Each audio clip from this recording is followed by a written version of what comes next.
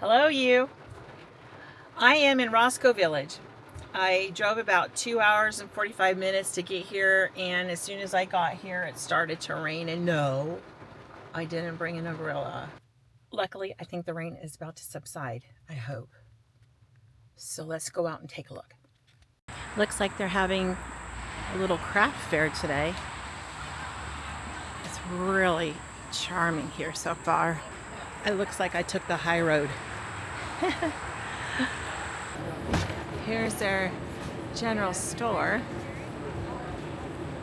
I'm gonna go inside and ask them if they know where the Welcome Center is.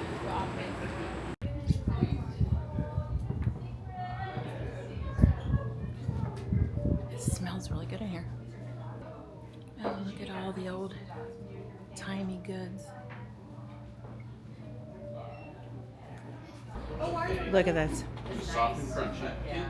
Ladies and the Tramp scene. They have a fire hydrant. What a cute little display with the spaghetti and everything. That's so cool. I had to dive out of there. I mean, I'm going to be coming back and hitting up all these shops, but I want to make sure I get on a canal boat ride. They have the horses that pull the canal boat to Monticello down the canal, and then I'll come back and hit up a lot of these shops and museums. Oh my gosh, kettle corn. Bubbles! Okay, I found it. That's exciting. I just missed one of the boat rides, but I'm gonna see if I could grab some tickets to go inside of the museums, and I believe they're self-guiding tours, and I'll purchase a ticket for the canal boat ride as well. Oh goodness. Look at this mural. Oh my gosh. I'll be back to look at this. Canal boat, 0.8 miles. Let's start walking. I missed the first one. We're gonna get into the history as soon as I secure a ticket on a canal boat. I'm just now getting my first little peek at the canal. They said that the canal water is really low, so they're limiting the amount of guests that are riding today. So that's why I have an urgency to nab a ticket on one of the boats. Look at this tunnel. Scary. I wonder if I sing any better in here. Mockingbird, now everybody, have you heard? Have you heard? He's gonna buy me a mockingbird. It's pretty out here. You know, that tunnel did not help me sing any better. Oh, look at this. I can't tell what they're growing. Soybeans, maybe? That's part of the canal. This, at one point in time, used to be a lock. A lock is where they would connect the canal. The water would raise the boat up and then continue dumping it to this portion of the canal, or vice versa. Yeah, they decorated the lock really nicely with a bunch of landscaping. It's very pretty. Oh, it's really starting to get beautiful around here. I hear a bunch of kids playing in the water somewhere. This is just lovely.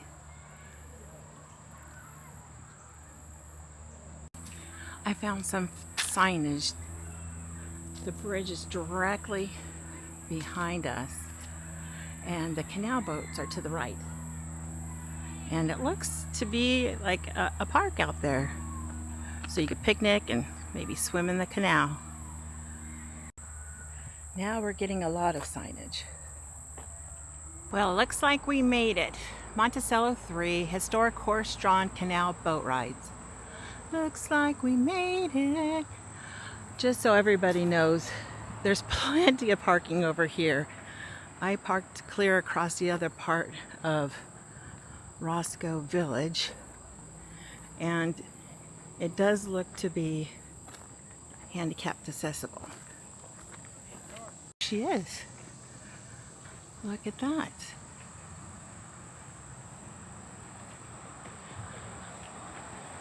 Looks like they just returned from their little ride. So once you make it up the hill, you're going to head to the gift shops and souvenirs where they sell the tickets. So tickets for the canal boat rides are, children are free, 5 and under, students are $8, adults are $10, and seniors are $9. Group rates and charters are available. That's good to know.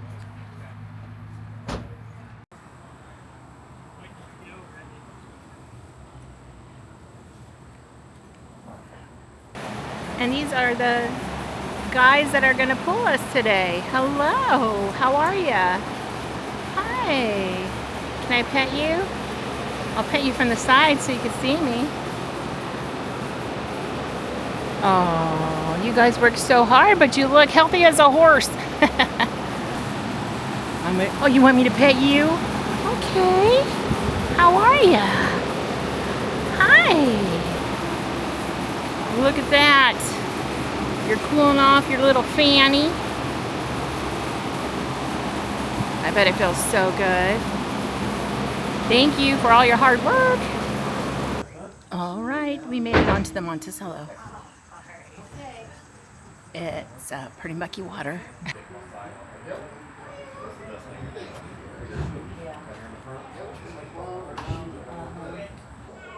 Okay, but it's been a long time since it actually was working in the full length of the canal. This was the Ohio Erie Canal. This was the Miami, Ohio Canal. Obviously a lot flatter out there in this part of the state. This part you deal with the Appalachian foothills, which you can see all around you around here. You know what I mean? So, you know, it wasn't that they didn't like geometry back in 1825. It's those pesky hills that got in the way. So they had here was the main route of the Ohio Erie Canal. And then you had, I don't know if you can see it with the glare. Do I have my phone? Here, wait. It's not 1886.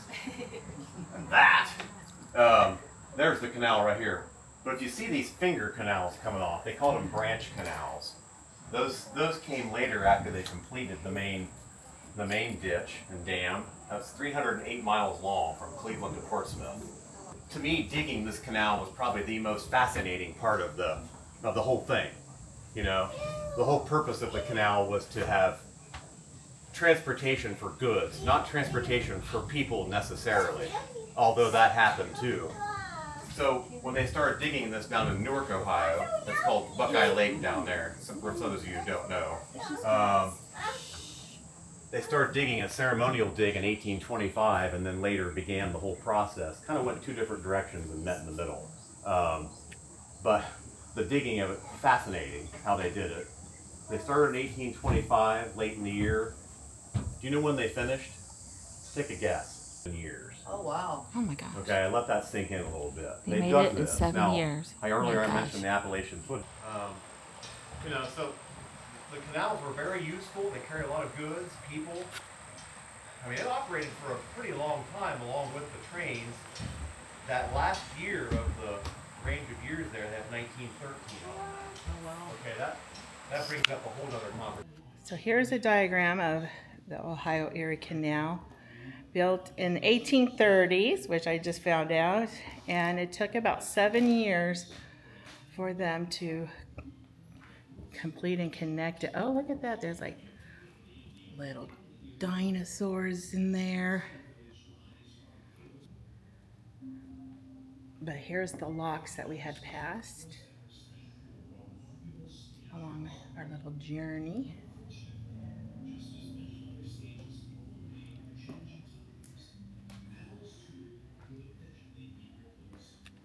We got a bald eagle up there. That's a nice diorama. I'm back in the welcome center to cool down. Aw, you can make these here. How cute. This is the welcome center and gift shop. Regina Sublima. Have you heard this play? Yes, yeah. Wow. A couple people have played it today. Oh, wow. Do you have to pay to play? There's a quarter, like there's a spot on the Oh, really? Oh, gosh, I don't have a quarter. That's a bummer. All right, we got a quarter, but she said sometimes it gets tired. So let's put a quarter in her. Oops. Regina Sublima. 1898. 11/11, 1898. Let's give her a try.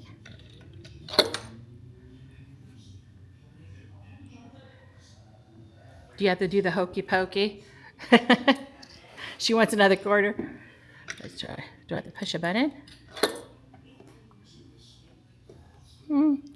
Maybe she's too pooped.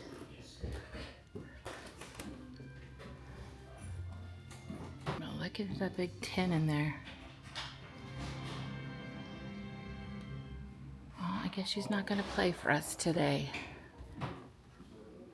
Oh, that wasn't a button. She's going to wind it up. Let's see if that helps. Oh, there we go.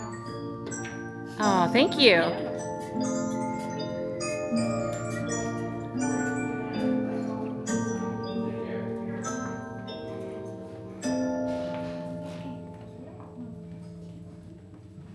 Well, that was pretty. So this was Welcome Center, and the canal boat was about a 20-minute walk past that.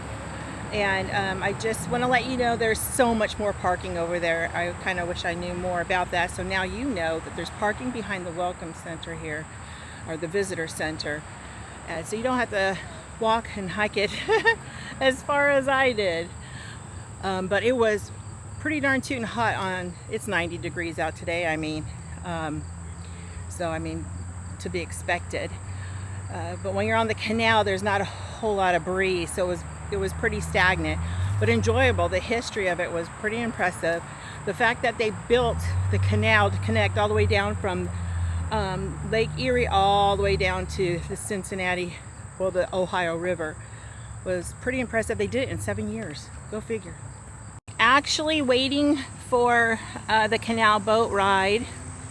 There's the visitor center.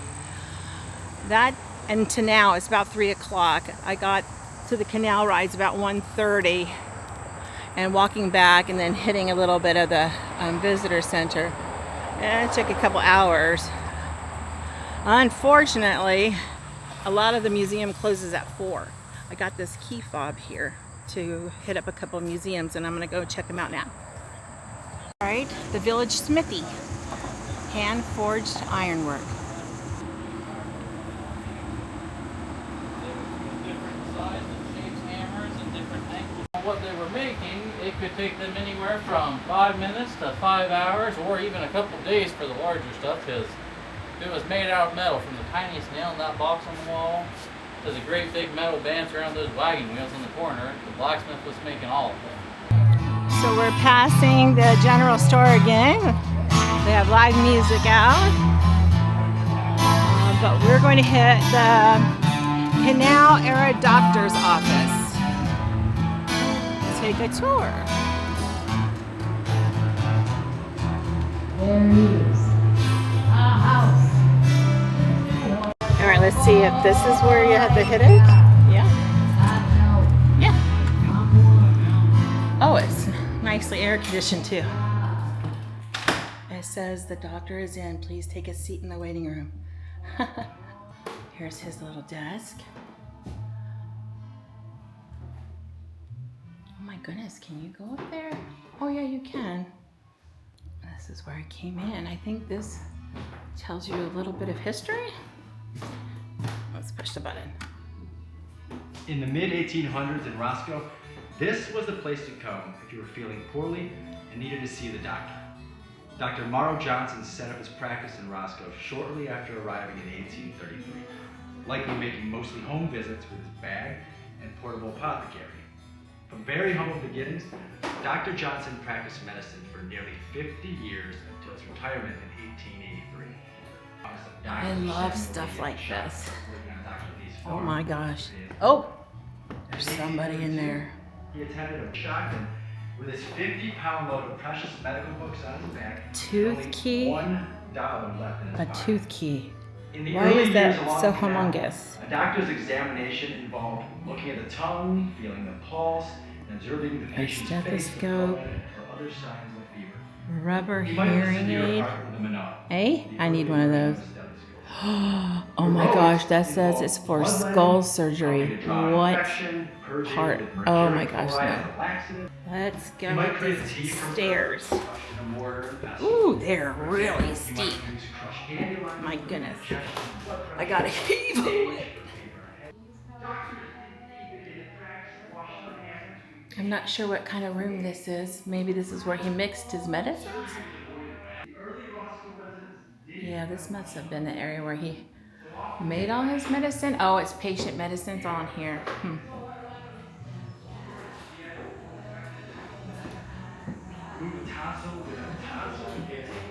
Oh, this is nice in here. They hung and dried the herbs here. The fireplace is lovely. They got some garlic hanging here. Dr. Morrow Johnson's house, 1833. From 1833 to 1841, this property was owned by Joseph Kerr Johnson, father of John and David Johnson of the Johnson's Humerick Museum, and no relationship to the Morrow Johnson. The house and the property were purchased by Morrow Johnson and John Burns in 1841. Johnson purchased Burns' share of the house in 1847. The house was restored and opened for tours in 1971. Oh, the best part about coming in there's AC in here. Thank you. Oh, there's the dining room. So nice. Oh, look at that, the pump organ there. Nice. That is the teeniest, the weeniest of desks. My gosh. Welcome to the home of Dr. and Mrs. Morrow Johnson and their family. The house was built in 1833, and for more than 50 years, the family walked these very floors and warmed themselves at these original fireplaces. On the mantel in this parlor, you'll see a photo of the doctor, taken in 1850 when he was 40 years old. Oh yeah, okay. Dr. Johnson married Eliza Rue in 1838, and they moved into this house. Between 1840 and 1853, Mrs. Johnson gave birth to 4 children, 3 girls and a boy. She passed away in 1854, leaving Dr. Johnson with a busy practice and 4 young children, including an infant. Ooh. The oldest was only 14 at the time, and she took on many of the household chores, while Lucy Dwyer, the kind young angel, helped with the younger children. Dr. Johnson never remarried and died 41 years later in 1895. Oh wow, this is really pretty. Is it silk? Oh, there's such a glare on it. I'm going to stand right here. There is some air coming out. Oh yeah. Ooh, the painting's rather lovely. Similar to what you see in the portrait of Eliza Johnson's grandmother that hangs in the rear of the room. Okay, this is the second floor. We'll go to the left. Does it say what room? No. Oh, look, there's the nursery back there.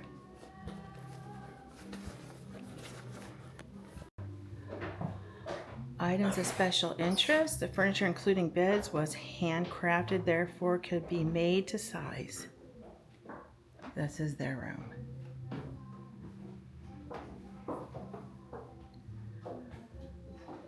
Now we're heading into the Roscoe Schoolhouse. One-room school exhibit. Roscoe School, 1971 must be when it closed. In the 1800s, students met in a one-room school in most rural and small towns. Several grade levels of children were taught academic basics by a single teacher. You can experience the challenge of a one-room school through the practice of penmanship and lessons using the tools of the 1800s. Oh, wow, it is a lot bigger than I expected it to be in here. Let's listen to the history while we take a gander around the room.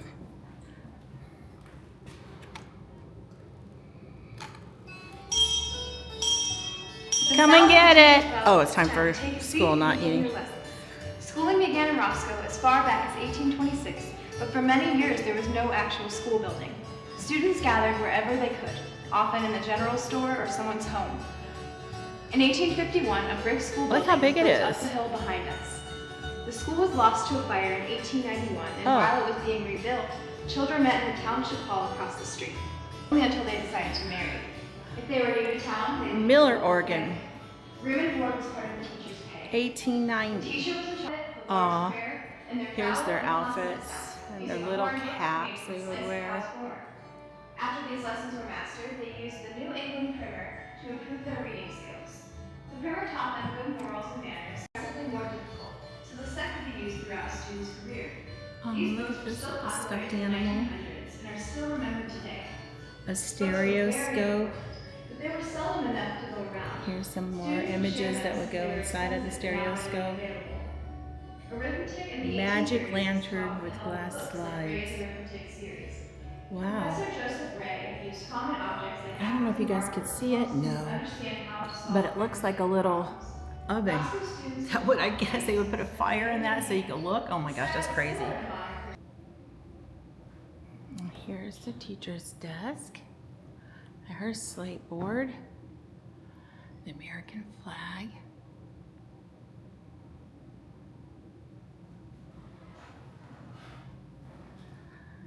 The stove that looks like it took coal and not wood. The water buckets. That's where they had the water, and of course that's what they would scoop the water out with. Here's some more McGuffey books.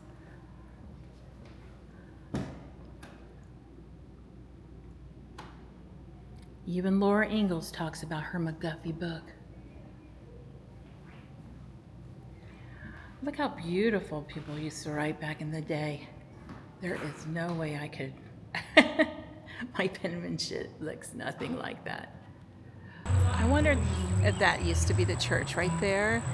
I kind of thought it was the school, but apparently it wasn't the school. It had to be the chapel, but now it's a private event space. I'm gonna go back into Roscoe General Store. Oh, there's a cat, Juniper. Let's look for her.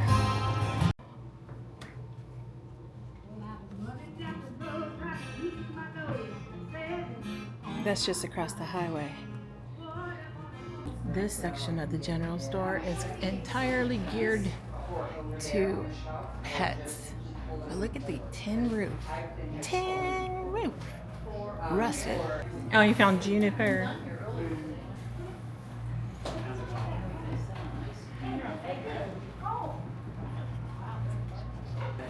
Look at in this side of the general store for pets. They have a dog taking a bubble bath. That is so cute. Creative. All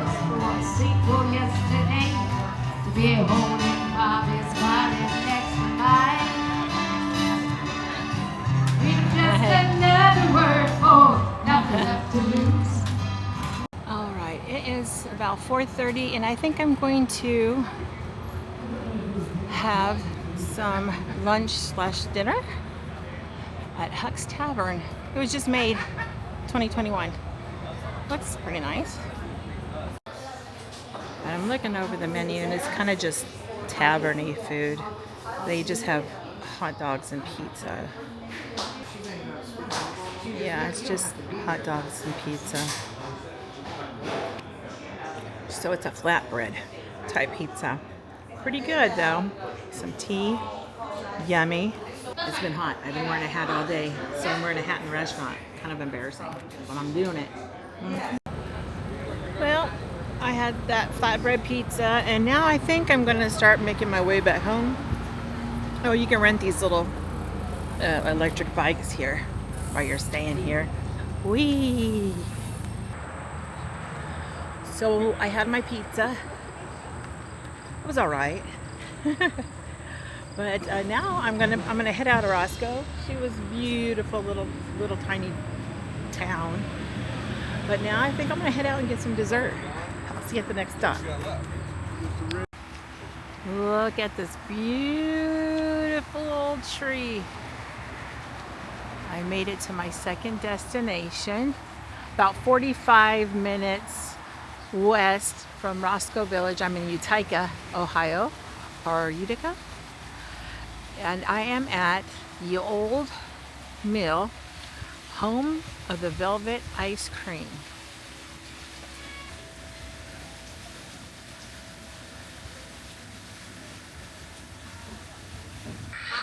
Oh, hi. Hello. Oh, this is the cutest thing. 5 little ducks that I once knew. Oh, look at their little wiggly butt tails. Look at that. So cute. Well, it closes in about an hour, so I think I'm gonna run in and get, wow, look at his ice cream. That looks good. Run in and get some ice cream, and then we'll visit the visiting center.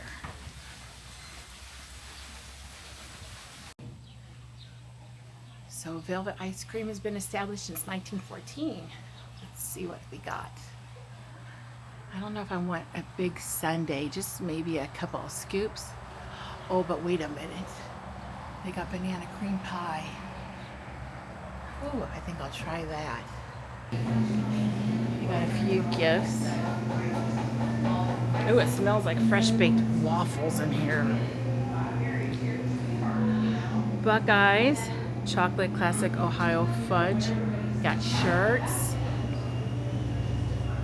We got hats. Ooh, and we got an old-timey cash register. I wonder if I could push it. Oh, geez. Not inconspicuous at all.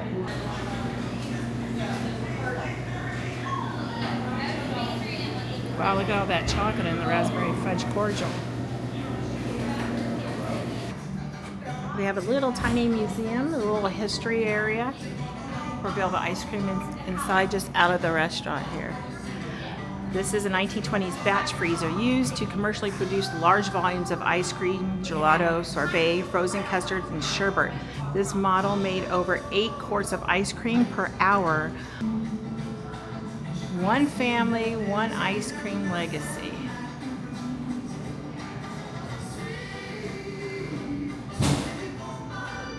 They believed in the American dream, regardless of where they were born, can attain success in society where anything is possible through hard work, sacrifice, and risk. 1903, just 15 years old, without his parents or any family members, Joseph Dagger, first generation, immigrates to America from Lebanon through Ellis Island. That's so cool. Wow. Here he is, Joseph Dagger. Incredible. Oh my goodness, look at, is that him? That couldn't be. Oh, this is Charles Dagger, the second generation. Wow, look at all the family. Well, I got me a double scoop of the banana cream pie. Oh, look at that. How cute.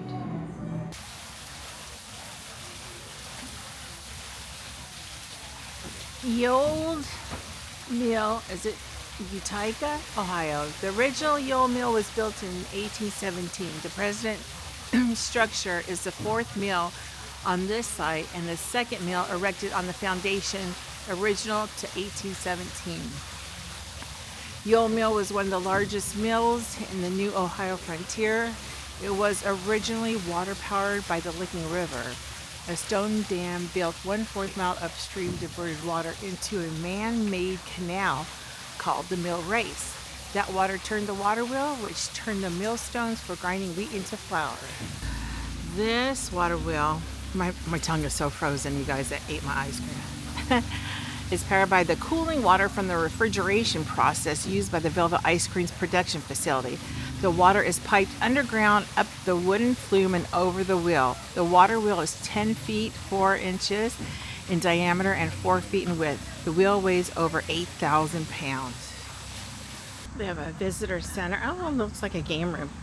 Maybe it's like a party room? I thought this was supposed to be the visitor center. Oh my gosh, it's got Pac-Man. It's about 7 o'clock. It's closing time. And I'm out here in front of the little pond that they have. It's a pretty little park. They got picnic benches and everything too. They give you a key fob to enter these museums because there's nobody really in there. And you're supposed to return them. I guess I'm going to have to mail mine off. I can't believe I walked off with it. But anyways, it was a really cute little place in Roscoe Village. And also this Velvet Ice Cream was Darling, Utica. Well, so I basically have about a 2-hour drive home now. But I hope you have. I dropped my purse back down here. I hope you make it a goody day, and we'll figure out where we're going to go to next. See ya.